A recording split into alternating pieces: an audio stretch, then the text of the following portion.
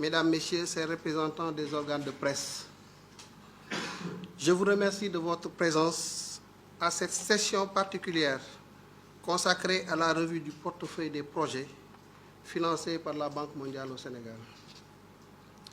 Cet exercice s'inscrit dans un contexte particulièrement important et décisif pour notre pays.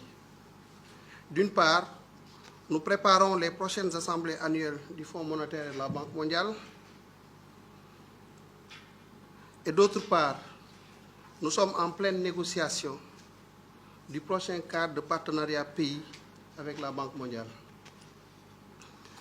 En outre, les services étatiques finalisent le nouveau référentiel stratégique qui définit les axes prioritaires pour le Sénégal à l'horizon 2050, selon une vision mettant en avant la prospérité, l'équité et la transparence.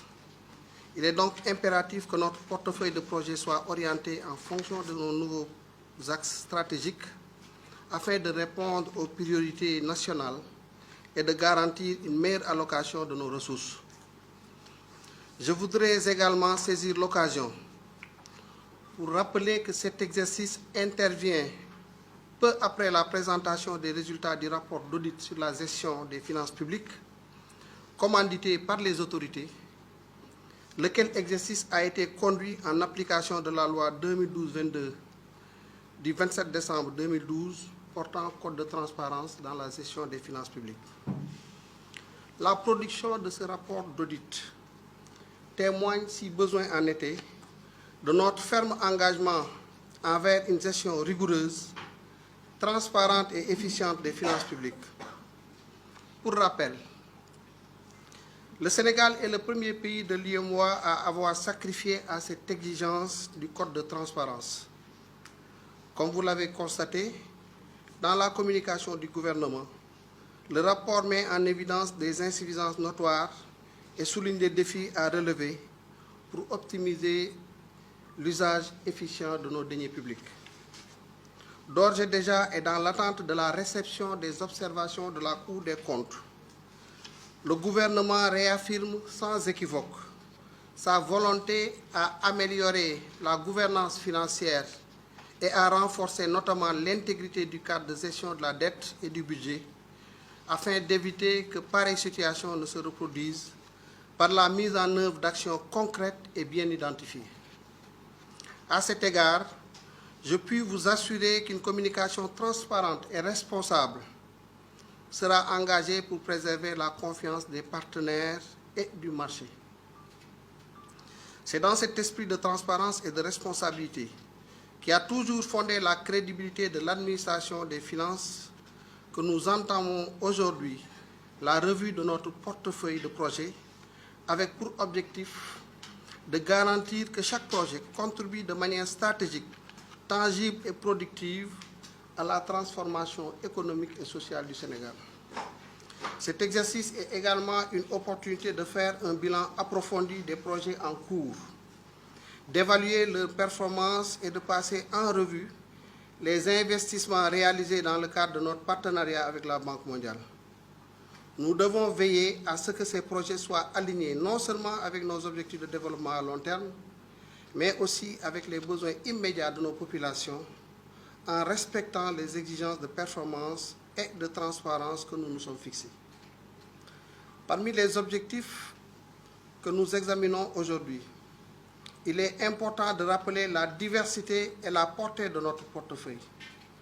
Actuellement, il comprend 21 opérations nationales et 11 régionales pour un engagement global de 4 milliards de dollars. Ces projets couvrent plusieurs secteurs stratégiques, à savoir les infrastructures, représentant 56% de l'enveloppe, pour un volume global de 1 701 milliards de francs CFA. Le développement humain, avec 23% de l'enveloppe, soit 699 milliards de francs CFA, et le développement durable, 16%, soit 495 milliards de francs CFA. Le digital représente 5% avec un engagement de 150 milliards.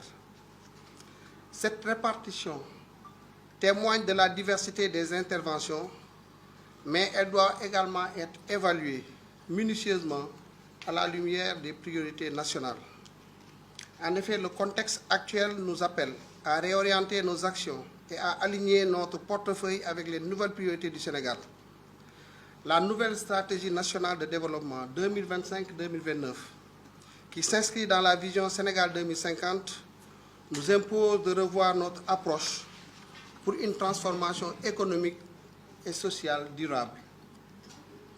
Nous devons œuvrer à promouvoir un développement endogène, axé sur la valorisation de notre capital humain et l'émergence de pôles territoriaux compétitifs. Chaque projet, actuel ou futur, doit s'inscrire dans une dynamique pour assurer sa pertinence et son efficacité à long terme. Ce référentiel de politique publique représente notre boussole pour les années à venir et il est crucial que nos engagements financiers soient alignés à ces objectifs. Ceci m'amène à aborder une question cruciale, la gestion de nos dépenses publiques. À la lumière des évaluations menées, il est impératif de rationaliser les dépenses allouées au projet en les orientant davantage vers les activités qui ont le plus d'impact. En effet, notre responsabilité première est de préserver les ressources publiques, de les utiliser à bon escient et d'éviter tout gaspillage. Cela signifie qu'il faut envisager, lorsque nécessaire, la restructuration de certains projets ou même leur cessation si leur pertinence ou leur performance sont remises en cause. Nous ne pouvons pas nous permettre de soutenir des initiatives qui ne répondent pas aux standards exigés, au risque de compromettre nos ambitions de développement. Au demeurant, il est essentiel de souligner que les projets qui continueront à être soutenus devront faire l'objet d'un suivi rigoureux. Donc, nous devons mettre en place des mesures visant à améliorer leur gestion, leur organisation et leur exécution. Il s'agira de renforcer les capacités des unités de gestion, d'optimiser les procédures de décaissement, notamment, et d'adopter une approche encore plus axée sur les résultats. Une telle démarche garantira non seulement une meilleure efficacité, mais elle renforcera également la transparence et la responsabilisation dans l'utilisation des fonds qui sont alloués. Aussi voudrais-je annoncer que nous allons dorénavant introduire le costing unitaire dans la gestion des projets. Un nouveau système de contrôle des coûts est devenu nécessaire. Cela va consister à compter jusqu'à l'impact de chaque franc CFA investi. Toutes les prévisions ex ante et les évaluations ex post devront dorénavant permettre de savoir l'efficacité des francs CFA investis et les impacts réels sur les cibles de chaque secteur. C'est en changeant de paradigme de comptage basé sur le rapport coût-impact que nous allons avancer dans l'efficacité et l'efficience de nos interventions. Je vous exhorte à identifier les chaînes de résultats de chaque projet en liant les résultats aux ressources allouées. Les résultats consomment des activités et ces dernières consomment des ressources, que ce soit humaines ou matérielles. En conclusion, je tiens à raffirmer l'engagement sans faille du gouvernement à travailler en étroite collaboration avec la Banque mondiale et tous les partenaires au développement. Notre ambition commune est de maximiser l'impact des projets en cours tout en garantissant que ceux-ci participent pleinement à la transformation structurelle de notre économie et au bien-être de nos populations. Ensemble, nous continuerons à bâtir un Sénégal plus prospère, plus juste et plus souverain grâce à une gestion rigoureuse et transparente de nos ressources publiques. Je vous remercie de votre très aimable attention.